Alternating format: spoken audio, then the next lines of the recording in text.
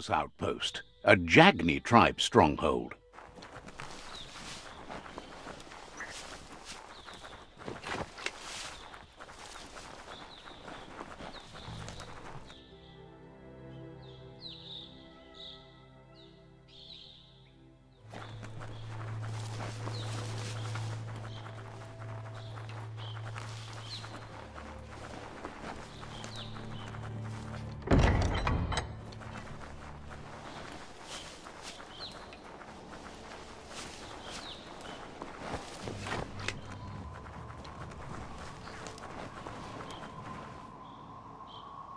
That's a gnote, easy prey for lupin. For everyone else, they're a perfect mount and easily tamed if they are kept fed.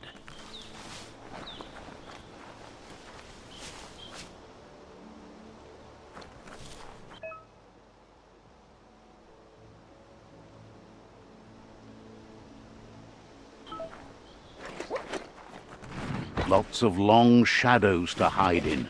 Soon nothing but shadows, right?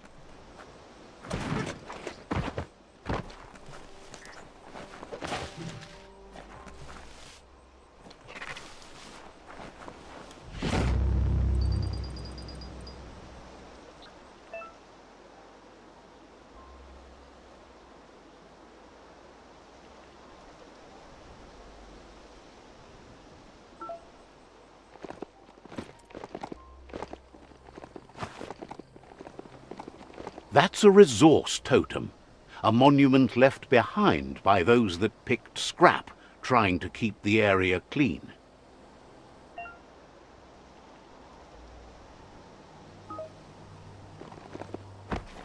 Glad to see some wood scrap there.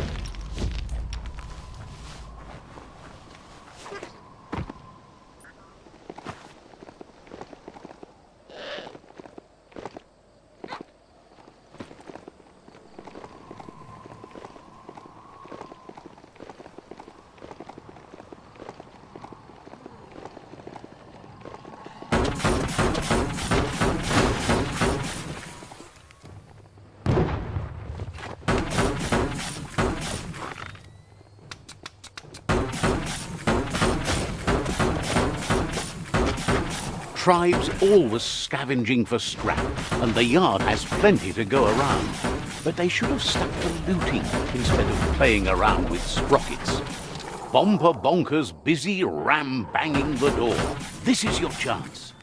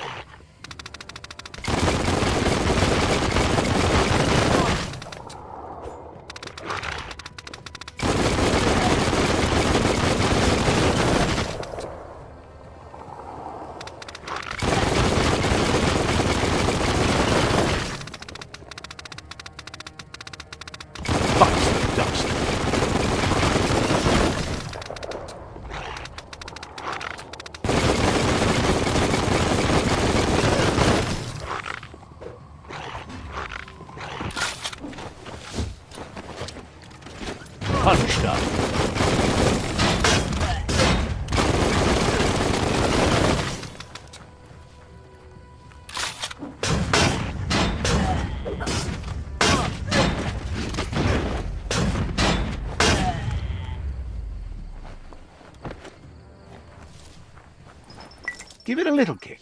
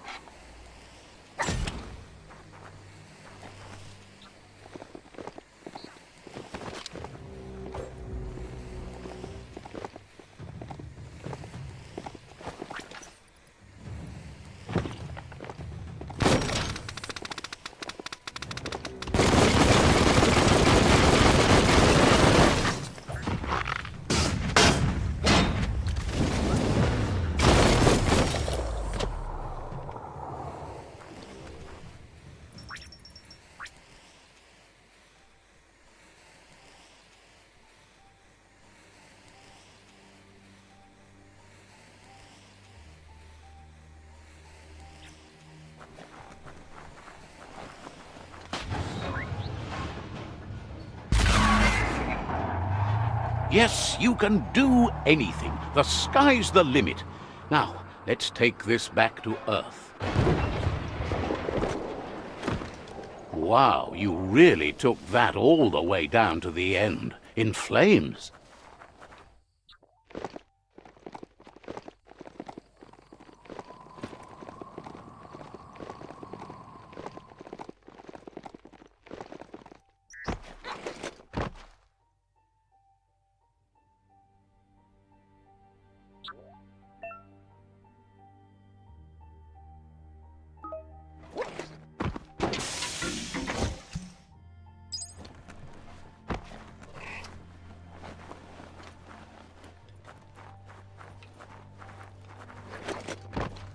Doesn't riding a beast like this feel good?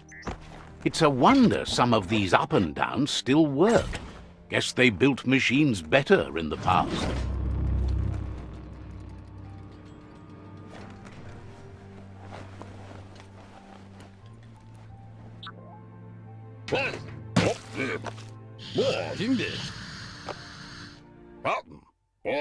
I need to brush up on my Wando, but I have a feeling he believes it was you that caused the bang at the yard.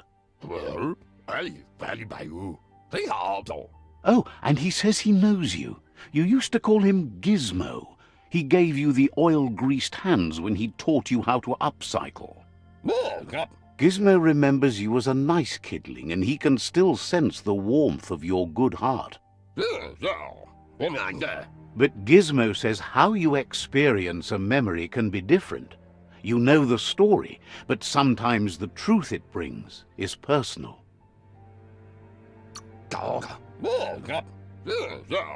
He'd lie if he claimed it was all good.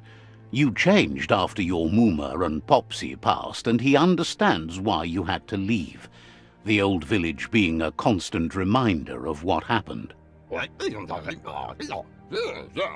Gizmo says he also has re-memories from the long gone, but unlike you, he doesn't think of the past, for it's gone. He understands history made Lupa-Lupin a big part of your past, your present, and soon, your future.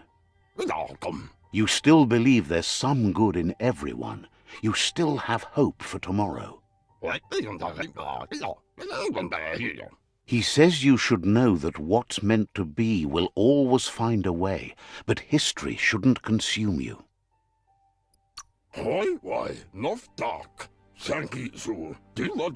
Gizmo understands you still have strong feelings, but urges you to keep them under control. You've witnessed firsthand what it'll lead to.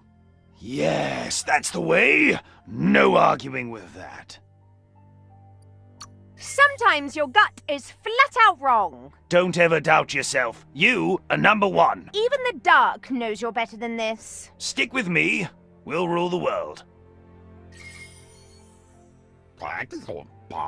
Would like to know if you ever doubt the choices you made on the path that brought you to this point. Would you have been happier going in a different direction? Supposes that's all any of us can do. Hard to believe the world is actually going to survive. Just seemed impossible till now. Grateful to you for coming back and doing your best to change things. You were the only chance they had. Wonders if you liked working with the Myriad. They always seemed so centered and so seeking.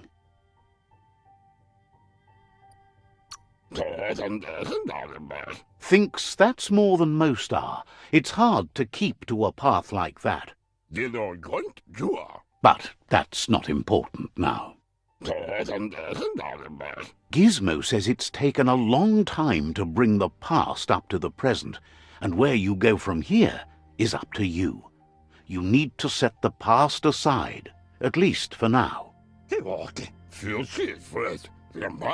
He can't leave the underyard as he has no protection against the vacuum in the dead zone, so you need to salvage scrap to upcycle the Mekton, starting with the old crate outside.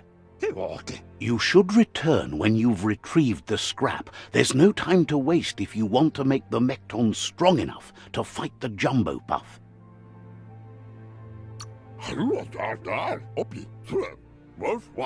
It's the part of the land that suffered most from the apocalypse. It's deprived of oxygen, making it next to impossible for anything but creatures that were most contorted by the contamination.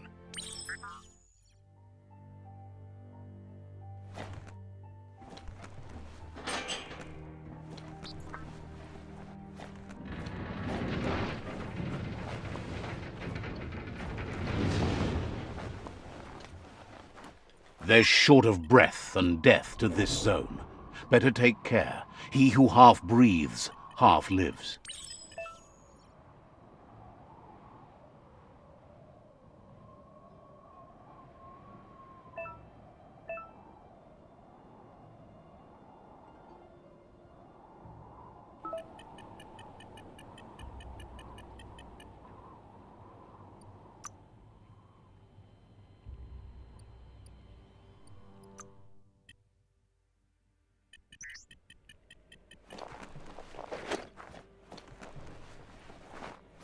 Your lungs aren't built for this.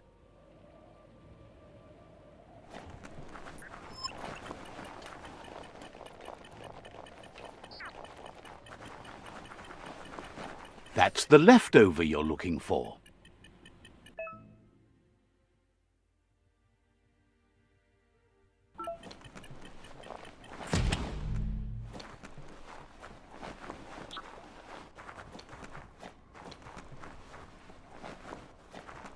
Underworld critters are meaner than anything.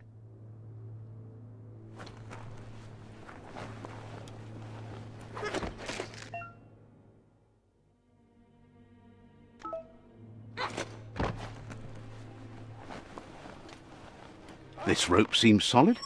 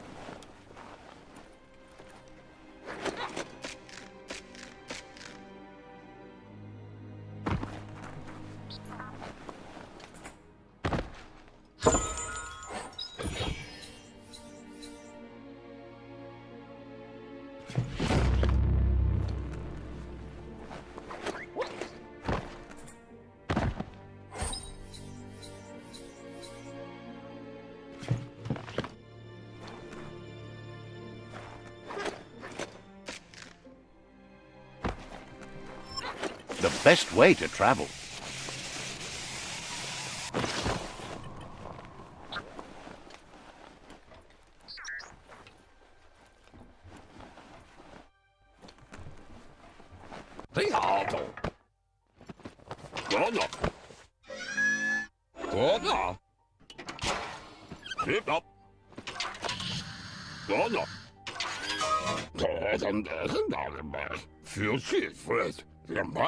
He says that's enough to get the Mekton functional.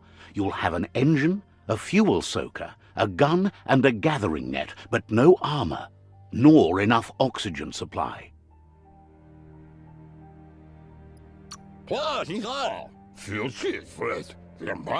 Something he devised to salvage valuables from the ground. There are usually spots hidden beneath puddles of oily goo where you can use the net. He's been working on another project for the Mekton, a cannon, but it needs ammunition, and by that he means the scripts. He says if they're trained right, they'll turn into a distraction for the jumbo puff.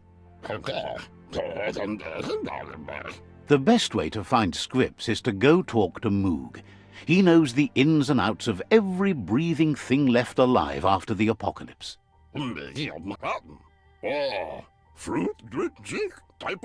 Unfortunately, this means you'll have to venture farther out into the dead zone than Moog's camp on the steep depot.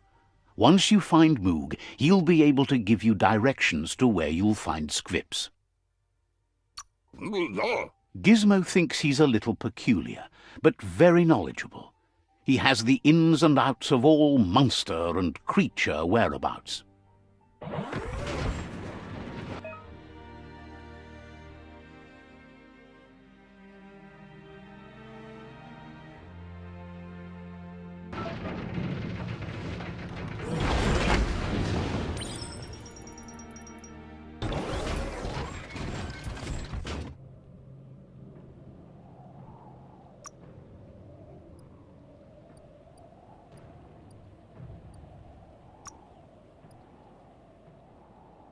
Meaner than ever. Might need to shade your eyes.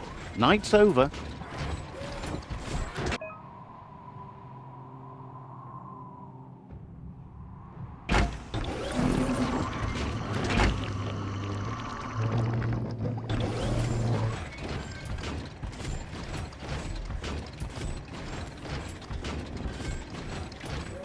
The grease monkey's Mekton is built sturdy, just like himself. Can you imagine how this place used to look before the dead oil flood?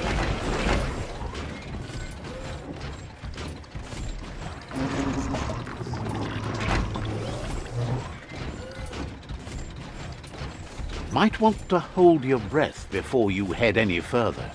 You're about to witness the breathtaking vistas of what's known as the Dead Zone. In the old world, roads like this really led somewhere. Now, most of them lead to disaster.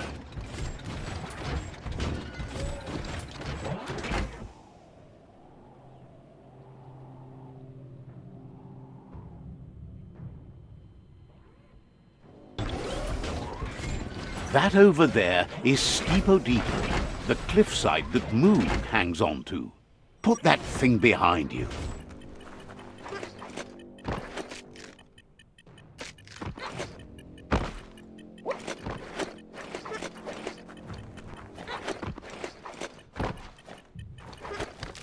Grab on tight and go. Potser. Immo.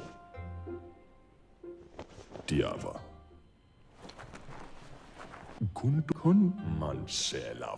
This one's impressed to see you out here. He figured you'd be dead by now. Not many are as tough and clever as you must be. Says a monster hunter hears many things on the wind. Moog says that all your power doesn't do you a bit of good if you're not willing to pull the trigger when the time comes. Lemma. Choosing what to kill and what to spare are the most important decisions you'll make. You might have a steady aim, but you need to be sure that you pick your targets with care. Como uno bon. It's hard to make those life or death decisions for others, but someone's got to do it. Otherwise, they'll do it themselves, and you know they'll miss.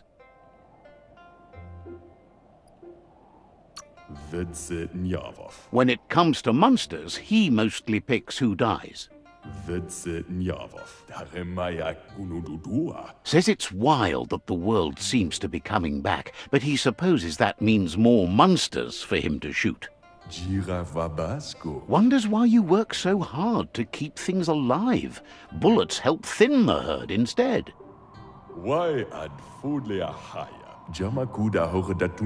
Says you should give up on working with the stubborn myriad.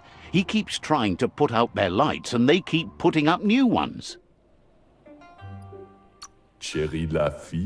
Says they keep the monsters away. He needs them closer, not farther. But enough of that, right? He says the wildlife, nature, has changed and turned against us. Instincts of survival took over when the world changed. He's not sure about their veggie diet anymore, and if it's changed, who knows what it's done with the chemical composition of their body output. Right now, though, he feels he's come to a point where he's got a pretty clear idea on the whereabouts of monsters, both tall and short.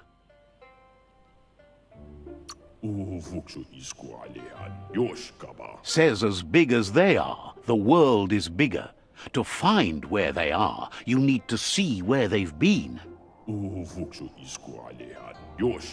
Moog says you must learn to walk before you can run. It takes practice before you can call yourself a monster hunter. Fortunately for you, he can help. He understands you need to start off with something small before you go big. There's no better place to start than a scrip cave. Hunting down a couple of these little critters for yourself should keep you on your toes.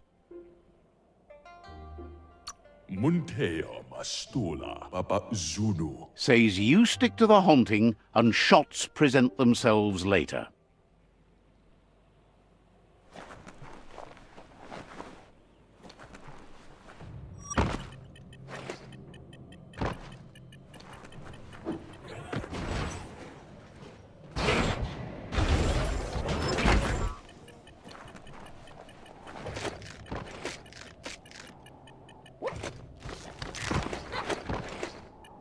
Grab and pull.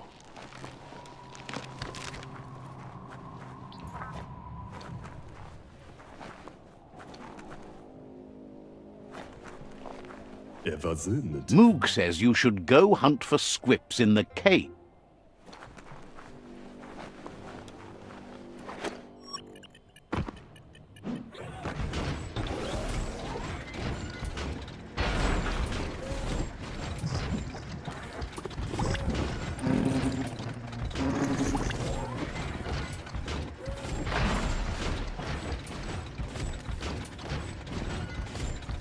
Keep your feet beneath you.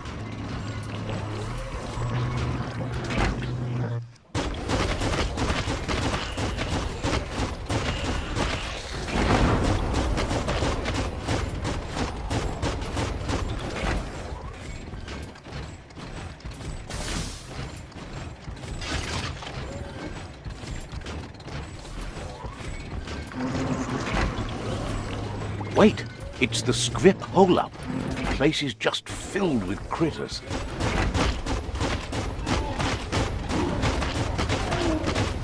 Dead on.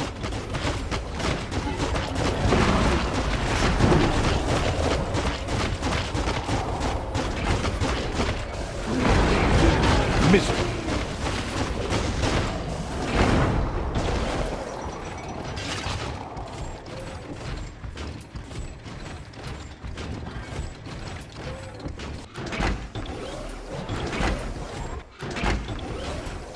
Some places a Mecton just can't go. Oh, it's locked.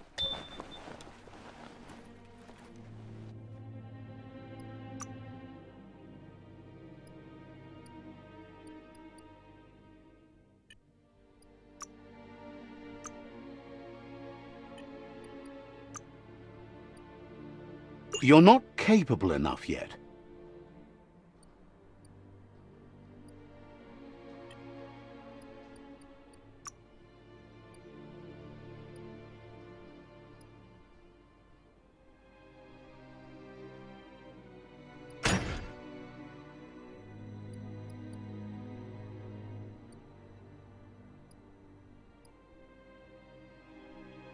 Some things are worth more in pieces.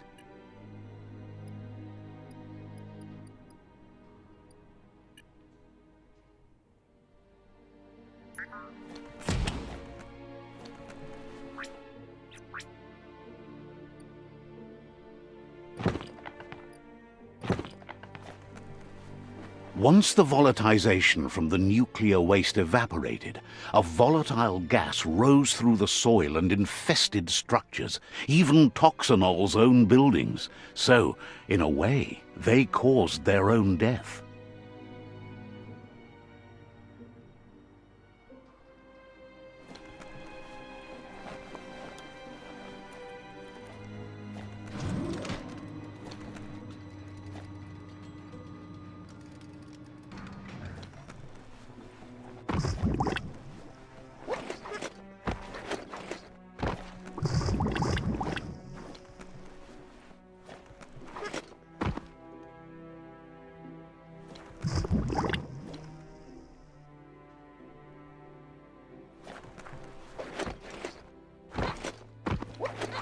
Oh, idea.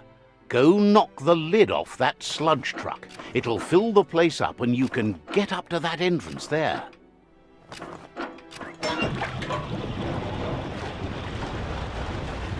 This story is as powerful as you'll let it be.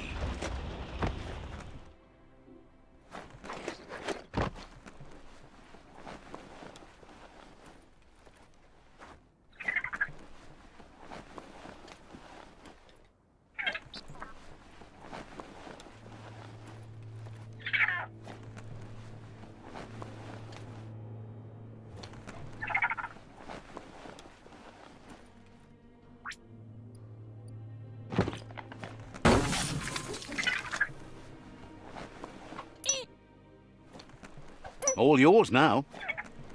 Looks like the switches need to be turned to match so enough charge can flow through the conductors. Just a few moves left. Make them count. Bristles like the hair of one electrified.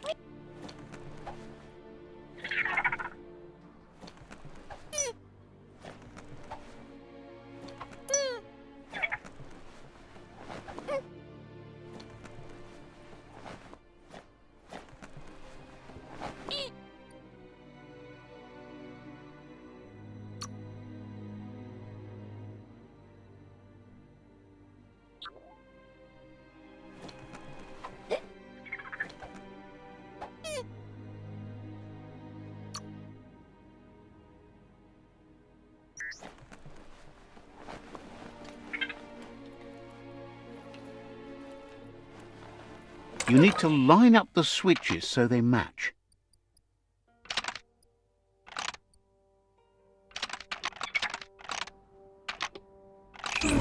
Bristles like the hair of one electrified.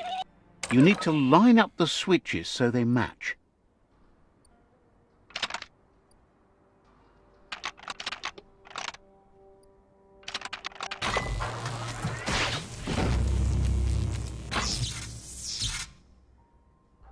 Good. That's enough electric current to initiate the actuators and activate the framework.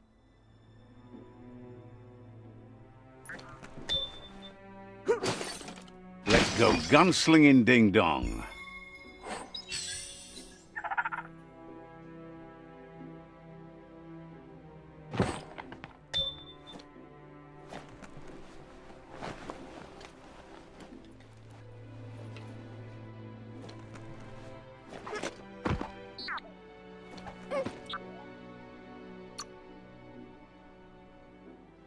Handy.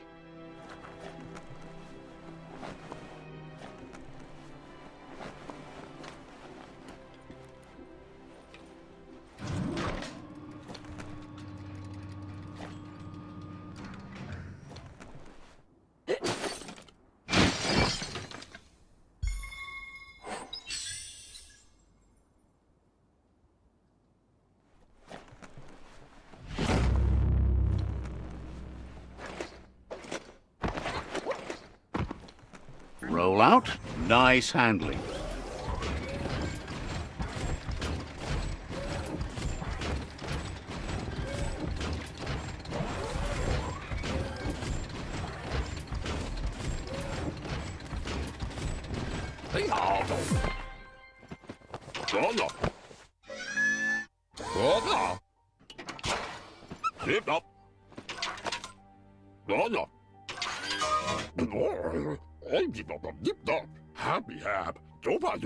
He says that's enough scripts to sustain the Mekton's claw crane cannon with infinite ammunition. Well done.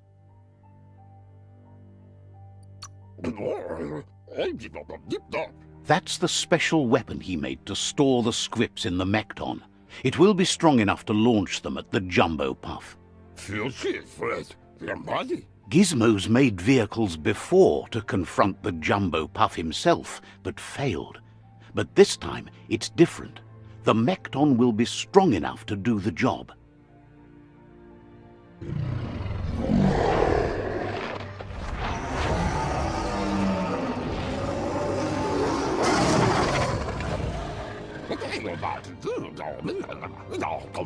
It's time to put a stop to the World Eater now, otherwise he fears the damage it's caused to the tree already will be too much to handle. He asks you to not even think about taking on the Jumbo Puff on foot. You'll need the Mekton to do the job, take his word for it. There's time to improve the Mekton before you confront the Puff. There are more wreck boxes out in the dead zone with gear you should be able to equip the Mekton with on your own. He got the idea to build the Mekton when he found a big crate containing the metal frame for something Toxanol had named an exoskeleton. Gizmo wants to help if he can. Wouldn't be surprised if you met again.